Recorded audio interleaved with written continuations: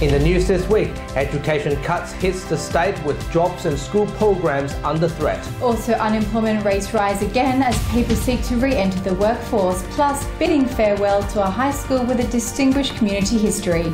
And on Western Perspective, a small community theatre in Perth takes on a comic masterpiece under the direction of Australian theatre legend. This is the Evening News with Ivan Lung and Danielle Staniskov. Good evening. Public schools are set to bear the brunt of new state government cuts to education, with the Nationals calling the measure an attack on students and families. The government expressed regret over the decision but says it's a much-needed budget repair measure. Nelson Liu reports. Siobhan Blake is proud of the support given to regional students, but she's afraid it's about to change. I think it is a direct attack on regional Western Australia, predominantly regional families. The WA Young Nationals Vice President is worried they won't get quality teaching after $64 million in cuts to the state's education system. The Labor government is responsible for this. Measures will include funding cuts for 18 gifted programs at Lansdale Farm School, closing Chua College while Canning College will only admit international students, and no new Level 3 teaching positions. In regional WA, schools of the air will also be cancelled and residential colleges in Moora and Northam will close. This is going to be a real struggle for regional people wanting to seek quality education. We're going to see several years of students who are going to miss out. The state government says the measures are designed to help repair WA's budget, but experts say education cuts aren't the answer.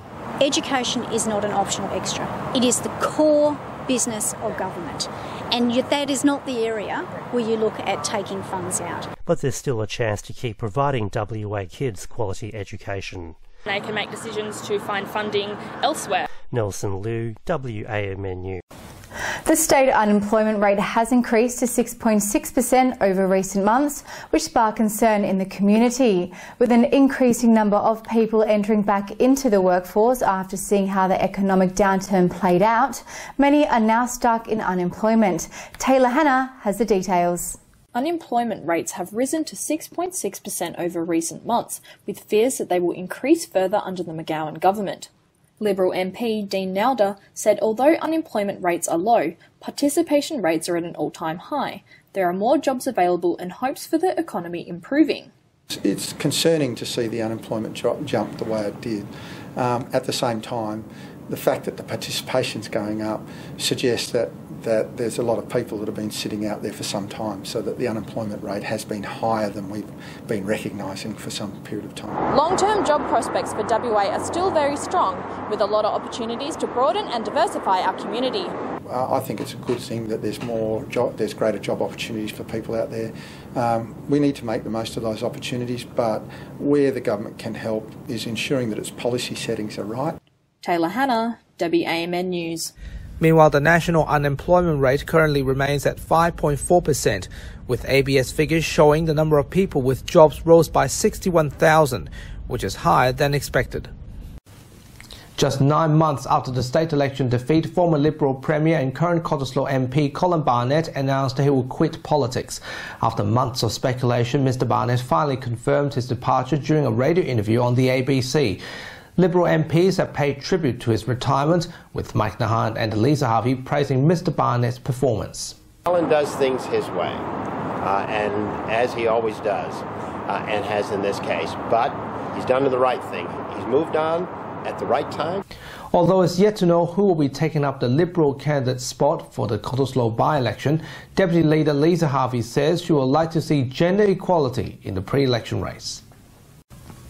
The Road Safety Commission has launched a series of road safety booklets in foreign languages with the hope of improving road safety for international visitors. The Italian consul approached the RSC after an Italian man was killed in a crash, prompting a request to provide foreign language information to travellers. It will also be available in German, Mandarin, Malay, Korean, French and English.